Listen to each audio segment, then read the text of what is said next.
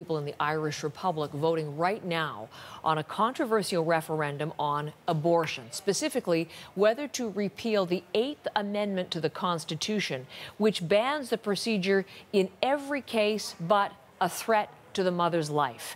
It is a hotly contested issue in what has, of course, long been a strongly Catholic country.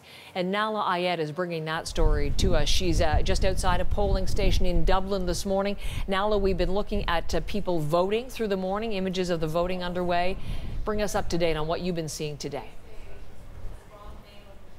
Well, Heather, we're talking about 3.2 million people who are eligible to vote today in polling stations like this one. And for many of them, this is, as you say, a very important issue because as we know, Ireland is one of the last Western countries where an effective ban on abortion is still enshrined in its national law. And for those who are supporting the repeal of that amendment that you mentioned, this isn't only about bringing Ireland in line with other democratic countries, but also bringing Ireland in line with reality, what they say is the reality here. Because of that section in the Constitution, Heather, an average of 9 women a day from Ireland travel to places like the United Kingdom to get access to abortions. 3 women, an estimated 3 women a day, illegally take abortion pills to get rid of unwanted pregnancies. And there have been many compelling cases of people with medical conditions who have had to go to other places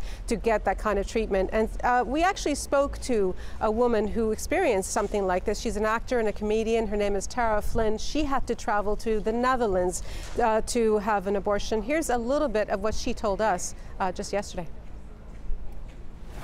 As much as they might not like the idea of it, abortion's already here. People are taking pills that they order online, even though it's against the law. When people are in pain or desperate, they will do what they need to do. And, you know, they're so determined, they're so certain of their decision that they'll travel for the healthcare they need. They'll travel for an abortion. They'll get one here. They'll take matters into their own hands. And that's not safe. And we're going to try and make people safe. And I hope there are enough of us tomorrow that will happen. It's so interesting to listen to her because the numbers tell us thousands of women take those pills, the abortion pills. Even more travel out of country to have abortions performed because they can't at home. So this is all part of what the future may look like. What are the possible outcomes, Nala, based on the vote today?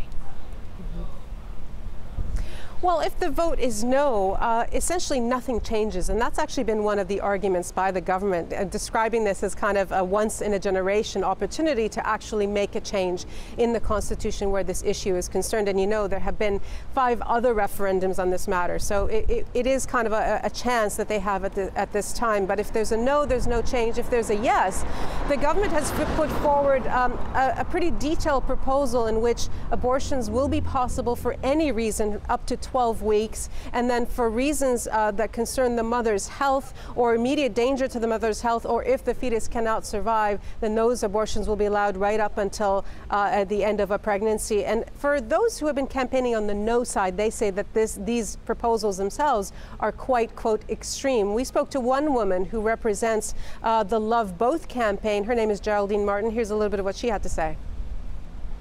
We're talking here about a proposal that's aiming to deliberately end lives. And, you know, it just doesn't weigh up. When you've trained, when you've worked in the area of saving life, abortion is life-ending. It is never life-saving. Now, the counting will start tomorrow morning, and the whole matter should be settled before evening. Heather.